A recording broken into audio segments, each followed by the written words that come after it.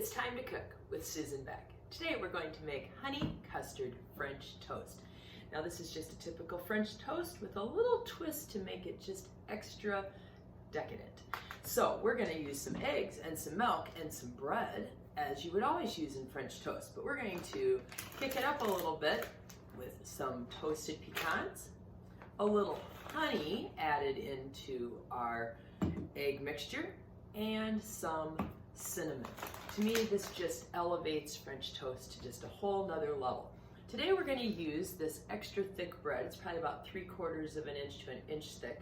I actually bought this at Walmart. It's called Texas Toast, and these nice big pieces are perfect for French toast. But you can always just use up the bread that needs to be used sitting in your cupboard as well.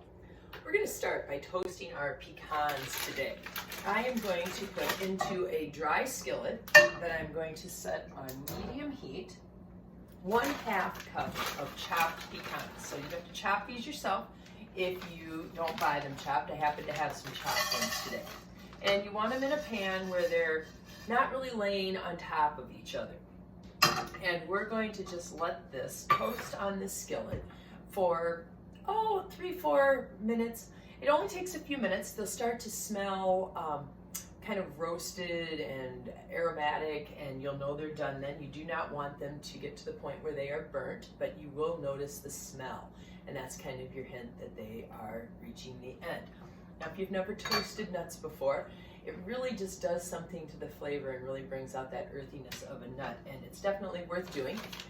You can always skip this if you'd like to get the process going on your French toast and save 5 minutes. I'm just going to give those a little whisk around, and I am starting to smell them. That is just the key that I am getting pretty close to done with these toasted pecans. Let's go just a little bit longer, but I do not want them to burn. It's all with using your nose. I can smell these nuts. That tells me that it's at the end, but we haven't hit the point where we have that burnt smell. I do not want these to continue cooking. So I want to move them into a different pan. So I'm just going to put them on a little saucer here so that I don't end up with nuts that have turned black and have gotten too hot. But it's as simple as that. That's how you roast a pecan. Now, these are probably a little on the hot side, but I am just going to taste the difference here. Pecan that hasn't been roasted, nothing wrong with it, but when it's been roasted, it just brings out the nuttiness of it just so much more. So give toasting pecans a try. I will just set these toasted pecans off to the side because we're just going to sprinkle them on the top of our French toast when we get ready to serve it. I'm also going to plug in my bacon right now. I've got these nice strips of venison bacon that my husband actually made himself and smoked. It's great. But I want to talk a little bit about timing. Breakfast can be one of those challenging meals because it's hard to keep everything hot, and how do you get all of this done, especially if you want to share the same griddle. Now these could be cooked on 2 different surfaces, but that's a lot more cleanup. So I like to get my bacon cooked. I think it's okay if the bacon sits for a little bit. And I've got plenty of time here to get my bacon browned up while I get my batter ready for my French toast. So my French toast is going to have 6 eggs in it, and this will make 12 slices of our thick sliced Texas toast French toast.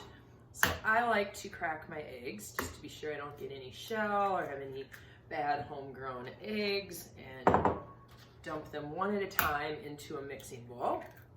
We'll be whisking all of our ingredients together today. So I've got a lot of eggs right now. My new hens have started laying this past month. So this is a great way to use some of those eggs up. So 6 eggs, that was number 5. So here's our 6th egg, and into the eggs is going to go, that one I kind of crushed all over the place. 1 cup of milk, 1/8 teaspoon of salt, 1.5 teaspoons of cinnamon. So I'm going to, this is a 3/4 teaspoon, so I'm going to fill that twice. I can hear my bacon starting to sizzle.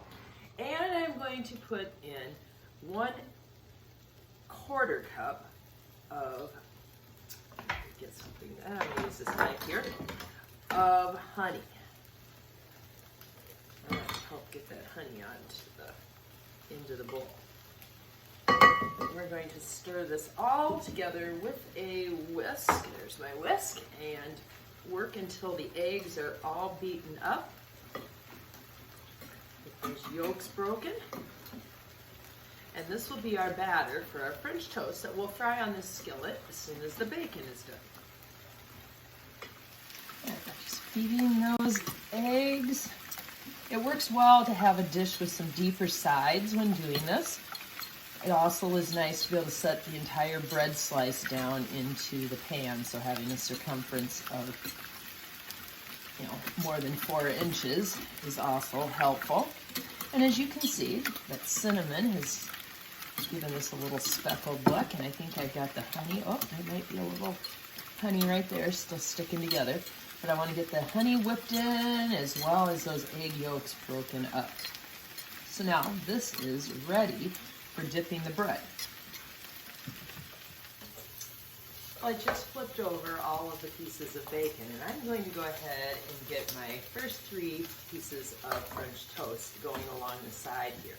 I am going to give that just a little spray. There's some grease from the bacon on there, but just want to be sure it does not stick.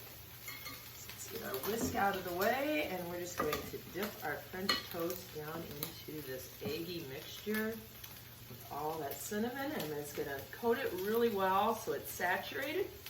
Let it drip off and place it onto my electric skillet, which is set at about 350 degrees.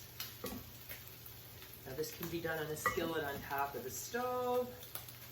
I also have like a griddle that sits in the middle burner of my stove that if I was only making pieces for just myself, I could fit 3 pieces on there very easily. And goes another one, and we'll get our first batch of French toast underway. There we go.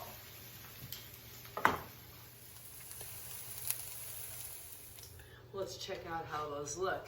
Oh, I think they're ready to be flipped. We just don't want any liquidy egg left on those. Want to be a little bit golden brown. So we're going to flip those over and cook the other side, and our bacon is probably getting pretty close to done. Oh, I think we can call that good. I like to put my bacon on a paper plate with some paper toweling on the top of it just to absorb any grease that is left. Now this is venison bacon, so it does not get nearly as greasy as the bacon from pork, but there we go, some beautiful slices of bacon. And then we'll go ahead and get some more toast. Oops, I moved my bread away. Put some more toast on the griddle. I'm gonna put a little spray on the side. Again, it's pretty good because of the bacon, but we want to be sure it doesn't stick.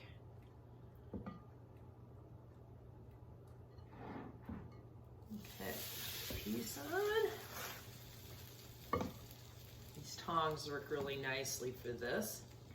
Drip, drip. With the thicker bread, I might only get more like 9-10 pieces of French toast. With regular bread, you could easily make a dozen slices. All right, I've got all of them on. Let's see if these 3, yes, they're ready to be flipped over. They're nice and golden brown, crisping up on the back side. So while these last slices cook, I'm going to add some grapefruit to our supper tonight. So in terms of timing again, you can simply get that bacon frying. You could even start the bacon frying while you're toasting your pecans, and then start cooking the French toast on that same griddle. Saves for some cleanup. And then if you want to prepare a little fresh fruit, as I am doing here with these grapefruit, you should have time to get that done while your French toast finishes cooking. So I'm just going to cut around each of these sections, making it easy for my family to have these. Now we're having breakfast for dinner tonight, but this is definitely something that we enjoy, like after Sunday Mass, come home and have a little brunch.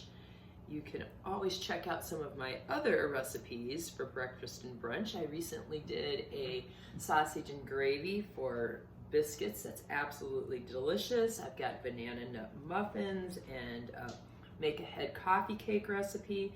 And then my mother's famous egg dish. I made mine on the video with ham and cheddar cheese, but you can use any kind of cheese and any kind of meat like bacon or sausage, or throw in some vegetables and make it vegetarian.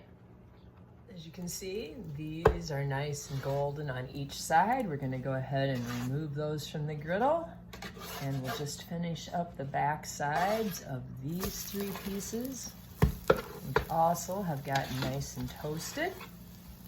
Oh, it's gonna taste so good with that hint of cinnamon and the honey, and then putting the toasted pecans on the top. I've got my 2 slices of French toast here, and I'm just gonna add a couple slices of bacon and get my breakfast for dinner all served up with that half a grapefruit on the side. All right, onto here, I'm gonna put a little butter to melt into my nice hot French toast that just came off the griddle, and a drizzle of homemade maple syrup that my husband boiled down. If you can get real maple syrup, it sure beats that bought and artificial stuff. And then some toasted pecans. I like the broken ones where they've been chopped a little because you get a little pecan in every bite. And we're ready to try this. For that taste of cinnamon and honey.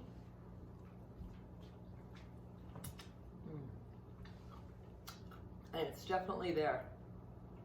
I can just really taste that honey in there. It just gives it a whole different level of sweetness. And I just love the little crunch that you get from those toasted pecans on top. That nice little spice of cinnamon. So for your next brunch, or a night that you're gonna have breakfast for dinner, you should really check out honey custard French toast with cinnamon and toasted pecans.